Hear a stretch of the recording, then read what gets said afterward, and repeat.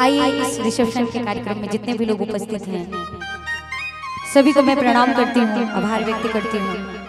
और दूल्हा दुल्हन को मैं दिल से दुआ दे सकती हूँ, भगवान से प्रार्थना कर सकती हूँ कि वो अपनी नई जिंदगी में हमेशा खुश रहें और सातों जन्म के लिए एक दूसरे के साथ रहें। बाबा विश्वनाथ का माँ विंध्यवासिनी की अपार कृपा बनी रहे।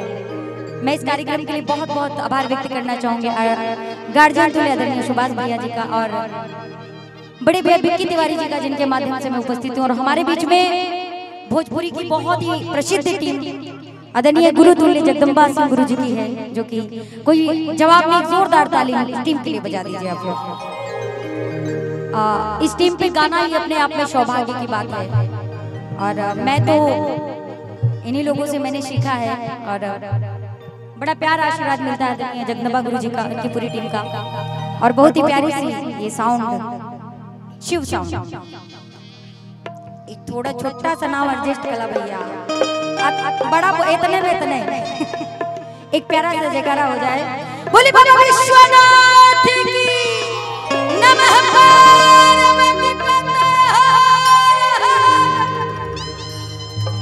भाई काशी है, होना चाहिए है ना।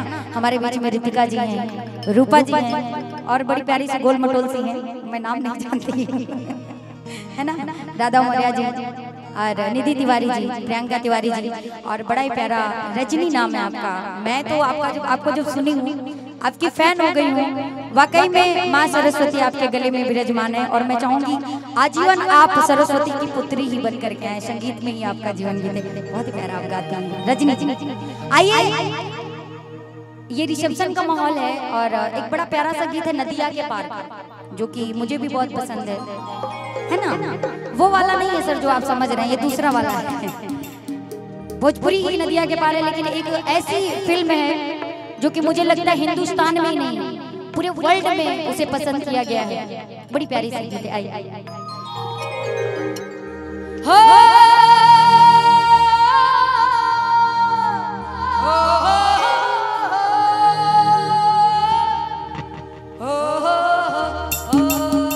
ना वो नहीं है, खाली धुन है।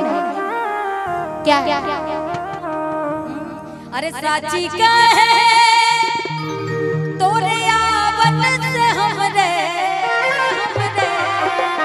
हमरा से सुर तनी मनी लड़खड़ात रहला, होत रहला है। आज भाभी जी आई है, जितने तेवर हैं ये उनके दिल की बात है। क्या साची का है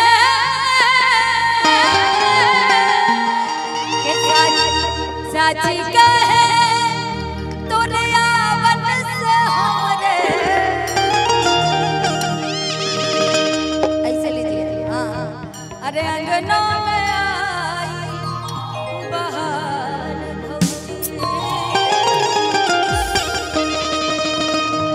लक्ष्मी की सूरत ममता की मूरत,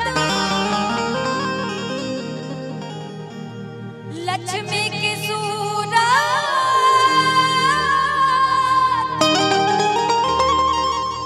ममता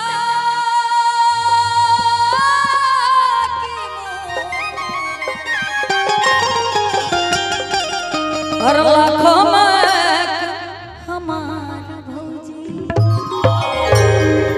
भाभी वाली बात होगी, लेकिन गुरु जी एक मेरे दिल में है, नजर में है। लेकिन जो सासू अम्मा है उनका, राधा दीदी, सासू जब नई नई बहू आती है तो उनके दिल के अरमान होते, मालूम है क्या? कि जहिया से घरवा में अरे डेग तोहर मान अल्लाह गहला चांद हमरा अरे अंगना उतार गए, अल्लाह में कपवल बनी हम बहुरा।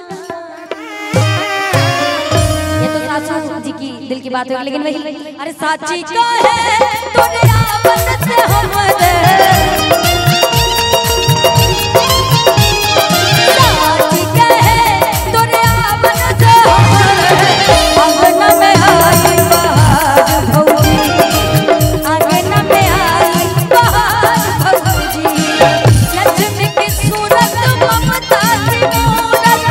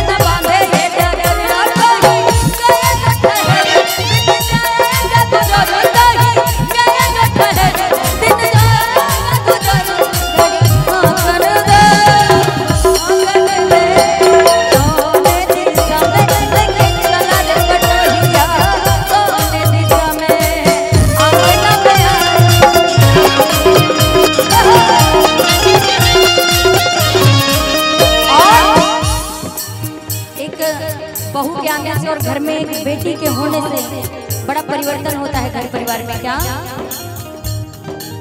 तुलसी की सेवा चंद्रमा की पूजा गजर जैसा चंद्रमा में पूजा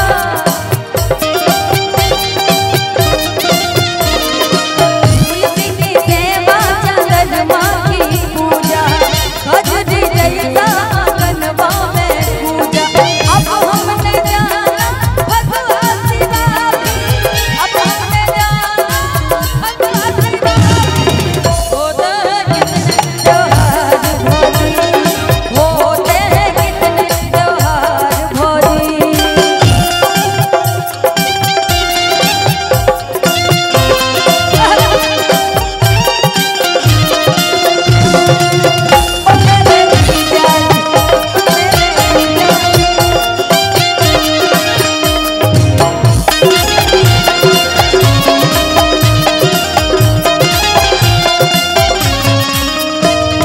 और क्या ई घर था भूतन को डेरा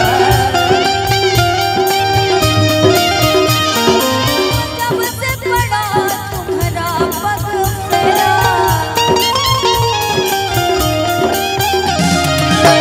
ई घर था भूतन को डेरा जब से पड़ा तुम्हारा पग फेरा। किस्मत सवर गई दुनिया बदल गई किस्मत सवर गई दुनिया बदल गई। अन धन के लागे भंडार भोजी अन धन के लागे भंडार भोजी। दिल में गया मत होली है दिल में गया मत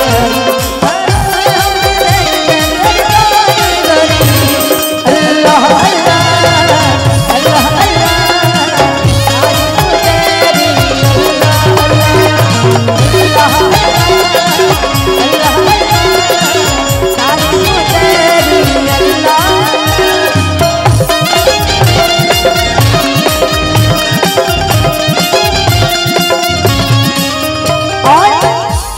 देवर जो होता है उसके दिल की एक छोटी सी ख्वाहिश होती है। वो कौन सी ख्वाहिश होती है?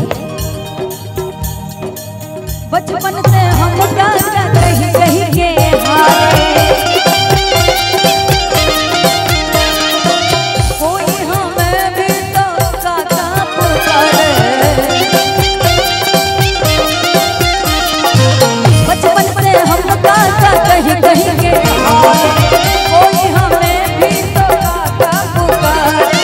जैसे भतीजा फुलवा सरीखा जैसे भतीजा फुलवा सरीखा मानेंगे हम उपकार भोजी मानेंगे हम उपकार भोजी मानेंगे हम उपकार भोजी।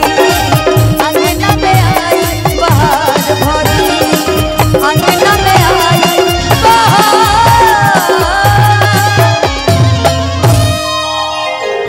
अच्छा जितने लोग